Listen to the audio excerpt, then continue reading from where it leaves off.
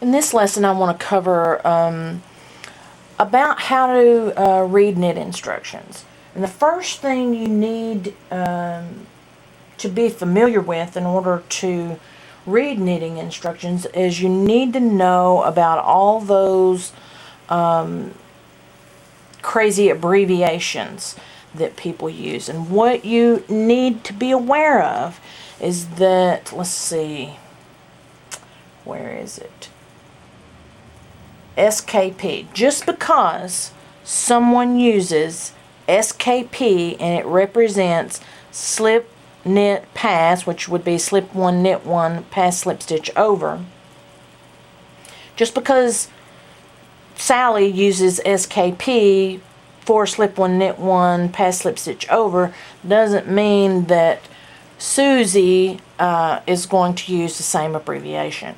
So you need to look at their own list of abbreviations.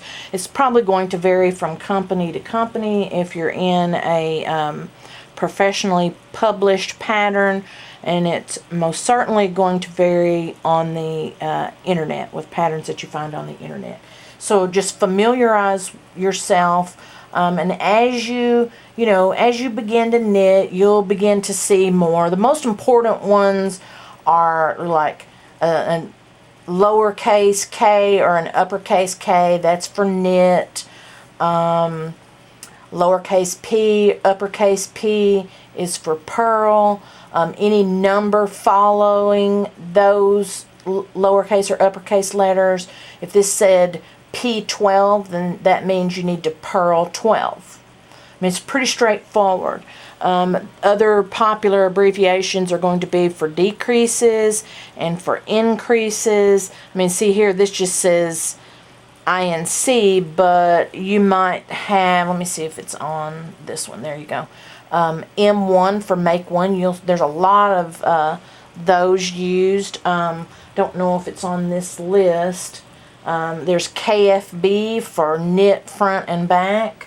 That's a real popular one. So, if you come across something that you don't know what it is, look in the person's abbreviation list and see if they've listed it there. If it's not there, or if their list is non-existent and they haven't even given you one, then get out on Google and look it up, or get on a group in Facebook and ask somebody what it is.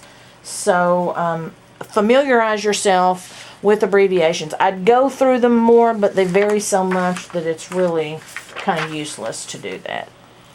Now here's an example of some of the more simple instructions, other than just where you'll see where it says K5, that means knit 5, and P1 means purl 1.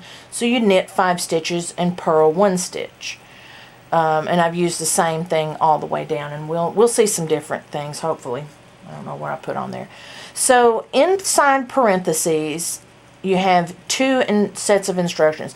Now this could have 10 things listed in here. I just put 2 in there. But inside the parentheses, and it says to do that twice. So you would knit 5 and purl 1, and then you would knit 5 and purl 1 again, and that would mean that you had done it twice. Or you may see it where it says 2 times. Well, that's still twice, or it may be indicated by 2x. Pretty simple, straightforward, not complicated. The next thing you might see is, first of all, it's telling you that row 1 is your right side. Sometimes you'll see where it'll tell you to put a marker.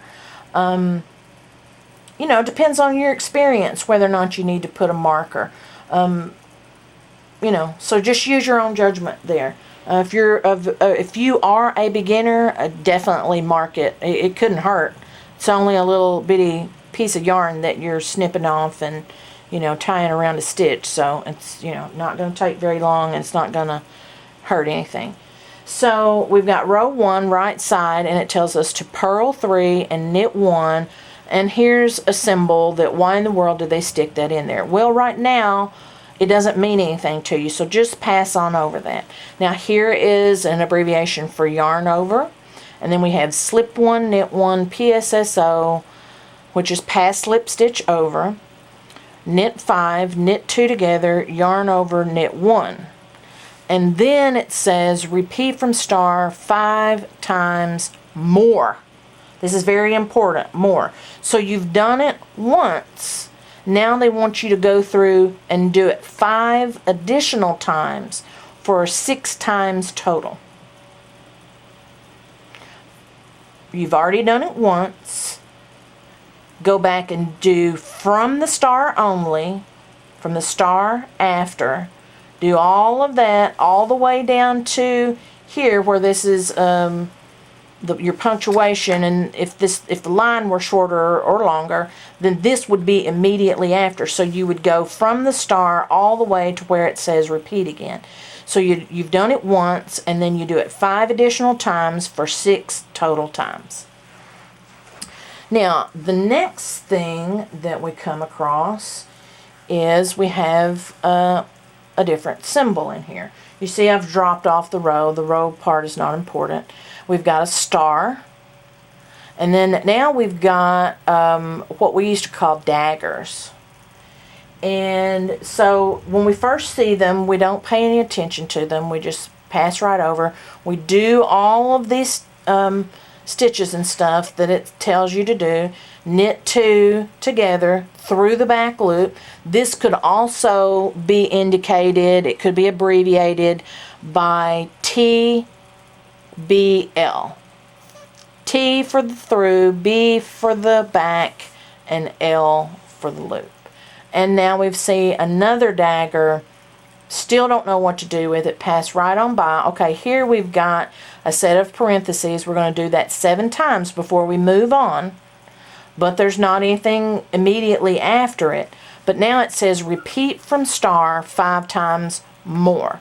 So you go back to the star, you repeat all of that, you still do this 7 times again, and you do all of that 5 times more. So that'd be 6 times total. But then it says repeat from dagger to dagger once. So then I go back and I find my my first dagger, and I do all of this all the way down to the next dagger. And I've done that once. You just do it 1 time. If it said 2 times, 3 times, 5 times, then that's however many times you do it. Now you'll also see in some instructions where it might say repeat from star to star.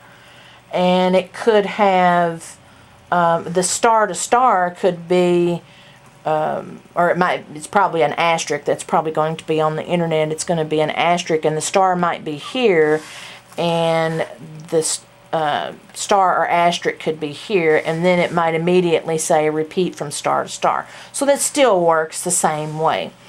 And I don't know if I've ever even seen anything like a dagger on an internet pattern or not. Then now this gets a little more complicated. It's basically the same thing where I'm using the same setup, but I'm going back in here and adding a little bit more complication to it. So we see our star. We know we ignore it right now. And so knit 5, knit 2 together. Now purl 1 and then knit 2 together, yarn over. We do both of those things twice. Knit 2, yarn over, knit 2, yarn over, knit 2, yarn over. So we've done that 3 times. Knit 3, yarn over, knit 2 together through the back loop, purl 1. Well, here we have a bracket here and we have a bracket here, and it says 2 times afterwards. So what you do is you come all the way back up to the beginning opening bracket and you work that whole thing a total of 2 times.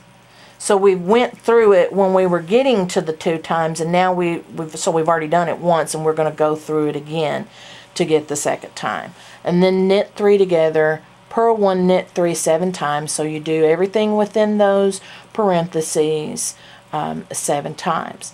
And then repeat from star 5 times more. So we come back up here, we do everything just like we did it. You still do all of the, everything within the brackets a total of 2 times. You do this 7 more times, and you do that star a total of 6 times because it said repeat from star 5 times more. And theoretically, this thing could have a dagger to dagger as well. It could have a dagger here, and it could have a dagger here, and it might say repeat from dagger to dagger once. So, it could be loaded up with symbols. And, just because I've used brackets here and parentheses here does not mean that you won't see brackets here. You would still do it 3 times because it's contained. And then you might see parentheses here in this set, instead of brackets. But you still do it 2 times. It's still the same basic thing.